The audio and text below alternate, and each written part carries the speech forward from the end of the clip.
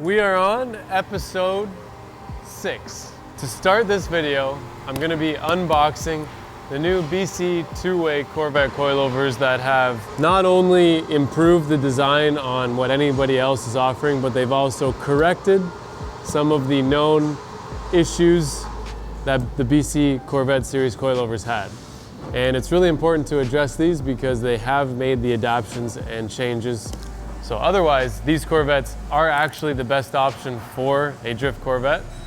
Let's get into it nice and quick and not cut my finger. We'll whip this out. Okay, so what we have here are the rears.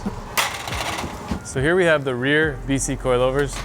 As you can see, this is something that they haven't done for the Corvettes before, but I'm sure you've seen it on all of their ER two-way ZR coilovers that they have for other chassis. This is the first step for a Corvette. The points to notice would be that it has an external reservoir. The external reservoir is to control your rebound.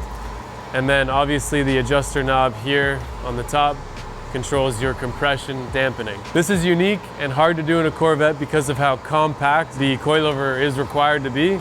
So these coilovers come with around 100 millimeters of travel, and with the motion ratio of the Corvette suspension, that's going to give you roughly 5 to 6 inches of overall compression travel range. I will be doing some modifications and customizing to these coilovers in order to get more travel out of my Corvette, but that is what I do for a living, so that is what I can do.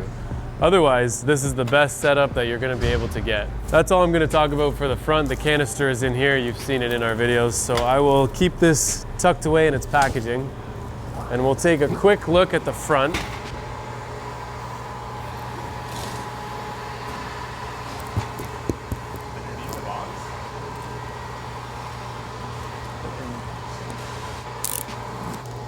I did take this one out of its canister wrapping so you can see it, and let's check this out. Okay, so some very cool points to reference on the BC Racing coilovers for the Corvette. Again, it's a two-way, but the lower uniball mount is something that BC used to have a bushing for. Now they have a lower uniball here. It allows for a much better ride feel and a lot more direct load to the shock. They also have a very nicely tucked uniball setup here. This front stud was originally designed to go into the factory bushing, but it now comes with these bushings instead. These bushings are going to be a solid fixture onto the C6 Corvette chassis and going to give us actually what I feel is probably the best mounting position, because the uniball being here gives us the most amount of shock below the mounting surface, meaning the mounting surface is here, the bearing is just below it. That means we have all this room to fit the longest shock possible to get the best travel range out of the chassis. Aside from that, those are the main benefits of going with BC Racing. I've been working closely with them for dialing in the C6 and Corvette specific chassis coilovers. Thank you so much, BC, for working with me, and enjoy the rest of this video. Hey Jack, I think that's it. I think we're done. You're gonna have to make it work. So I just wanted to capture some of the steps that I'm taking in order to utilize the BC Racing coilovers with our custom suspension. So I pulled Jack off of what he was doing, and I'm going to show you guys. Currently, I water jet cut these plates, and I have 2 of them here in place. And essentially, I am figuring out with our motion ratio where I want to place this to get the maximum amount of travel range, because basically this is the factory length coilover that BC sells. They didn't do any modifications to it, so this setup would actually work perfect with pretty much any angle kit or any custom or OEM suspension stuff. But with what I'm doing, I'm going to be making a lot more room for more travel, because in drifting, the Corvette chassis does have one downside, and that is its ability to have a long shock. In the rear, I'll show you in a second, I've already determined how to get another 50 millimeters on the shock length. The shock length in the rear is somewhere around 90 millimeters, and for example, on my S14, it's 160 millimeters. So my S14 has no limitation to its travel. What you really don't want to do is end up being on the bump stops. You know, when you hit a bump, like a big enough bump or come off of a bank, maybe You just want this to be compressed, but you don't want this to actually be bottoming out. That's gonna remove a ton of grip, it's gonna handle terrible, and you really don't wanna do that. And I think a lot of people running Corvettes have this issue, especially in drifting, because in the rear, we're running spring rates that are too soft for the amount of range that we have available. And what's happening is I think a lot of guys are bottoming out, and I don't think they are aware of it. I can visually see it on their car when I'm watching them drive. It's really important to not have that. So I'm just showing you, I'm gonna tack these on, and then I'll show you how I cycle the suspension, basically referencing these frame rail to ground clearance. I can use that to determine what my ride height is actually gonna be, because I know that the size of the tire that I'm running, do a little bit of math, some addition and subtraction, and I'll have my ride height max and minimum based on this shock length. And then what I'm gonna do is determine what I want my droop to be, and then what I can get away with for my shock length. I'm hoping to increase the front length by around 20 to 30 mil, and then the rear I've already found enough room to get 50 mil. So I think I'm in a really good spot. And then BC, of course, once I send them the dimensions, they're able to make me the suspension to my specifications, giving me basically all of the potential that is available out of the suspension. I'm making the angle kit, they're making the coils. It's a great relationship. So I'll tack these on and we'll go from there.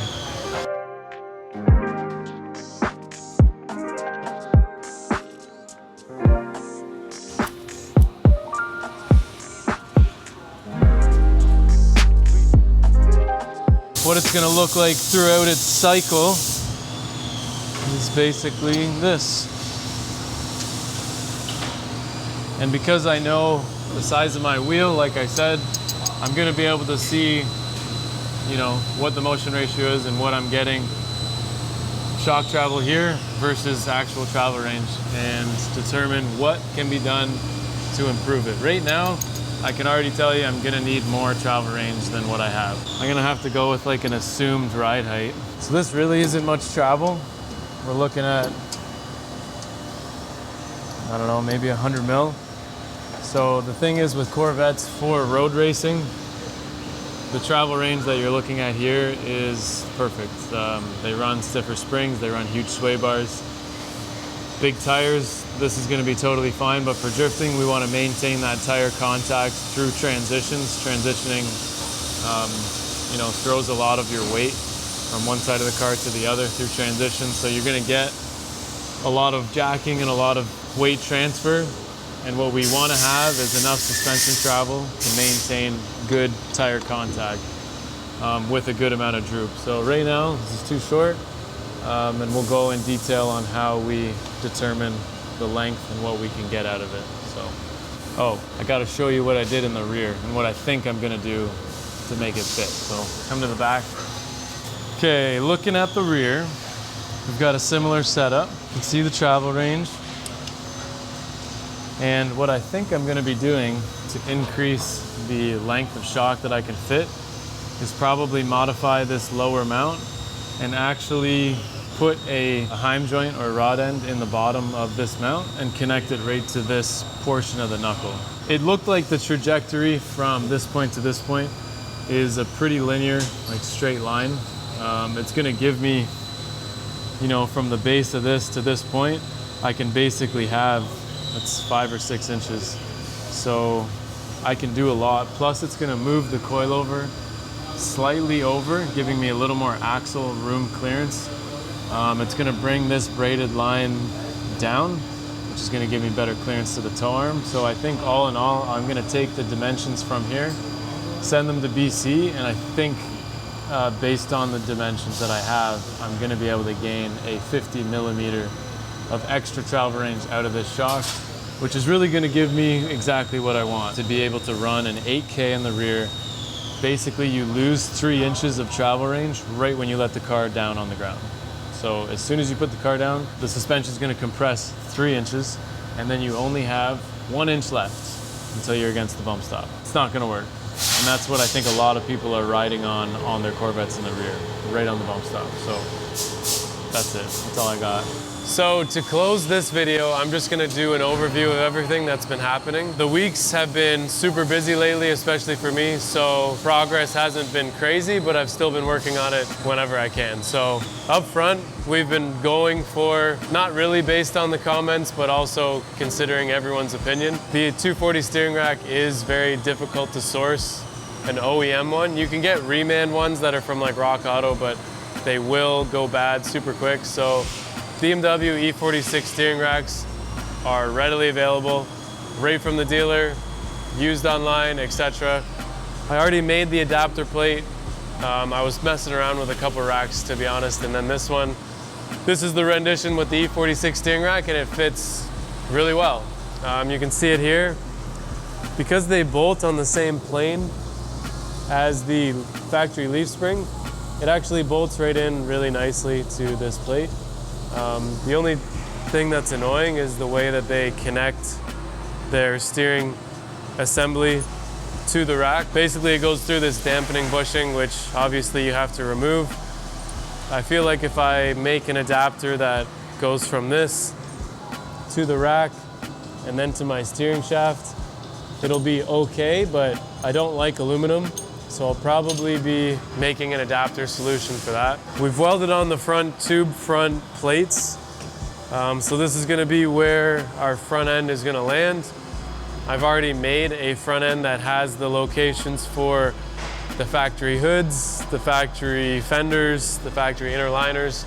All those holes are gonna be there and bolt onto the front. The purpose of this was so that if we get in an accident, our front end's gonna fold and fail, and we'll have a spare one in the trailer. We made one quick revision to our brake assembly. After fully assemble this, installing it and testing it, I found that this rib actually was gonna contact the balance bar. It probably wouldn't have, but it might have. So we opened up this pocket, and then we added a fillet here to make assembly a little bit easier. So those are the only two changes that we did, and this is gonna be basically the production version. Moving around to the rear of the car, we have this rear end hinged on, okay? The hinges are basically so that it's easy to put on and off. They don't really do anything other than that. So once you align it, you put the one end in first, other one on. It's gonna line up your holes immediately. There's nothing worse than holding something by yourself like this and then trying to like finger in a hole. So these pins are literally just to help you align it. And then when my stuff is in here, like the rad, and I wanna pull the diff out, I will actually be able to flip this up and then pull the diff out the rear without removing the subframe, because the rad and the fans are gonna be located in there. I designed these, Dylan machined them. Nice nifty little sway bar adapter. We're gonna be running a top mounted sway bar that will probably bolt to these 3 holes or something like that, or we'll weld a bracket here. But the sway bar is gonna be something like this and connect here with linkages. And that's why we're gonna be running the sway bar above the diff. It'll be super easy to adjust. The linkages are gonna be right here. We're gonna be able to change left to right. We're gonna be able to, add load, take it away, disconnect the linkage if we want, all that stuff really easily. A lot easier than if it was under the car, behind the car, all that good stuff. Let's see what else we have to discuss. Oh, this is gonna blow up the internet. I'm just gonna give you a little taste and then see if you like it. And then I'll give you the full course in the following videos. But check this out. Okay, this is a brake rotor. I'm going to take this hat off, get rid of it. I'm gonna make my own hat. But instead of a 5-bolt pattern that goes on a wheel bearing, I'm gonna make a hat that bolts onto my diff flange. And you guys are going to see an inboard brake setup on this Corvette. Check it out. It's going to be something like this. Disregard the fact that it's hitting this mount because I made a new mount that locates it rear, back here. But I already made the brackets that are gonna hold the caliper, and we're gonna have a rotor left and right.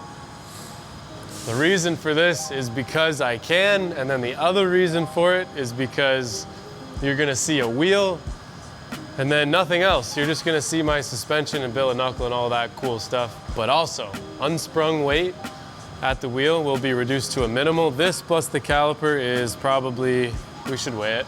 Probably around 10 pounds. You know what, we will weigh it. All right, I said I'd weigh it, so I'm weighing it. 214. I weigh without it. 202. 12 pounds. 12 pounds of unsprung weight. It's actually a lot. Surprised myself. I thought it'd be 10. So it's 12. Wait till higher is better. Higher is better that it's not on the wheel anymore. Right? It's a lot. Think of how many times, if you did this 10,000 times, how sore your arms would get. Think of the suspension. Bringing that inboard is going to lighten up the unsprung weight. It's going to reduce all braking forces through the axles. Left foot braking, hand braking, all of that stuff while under power is like 90% of the reason why you ever break your axle.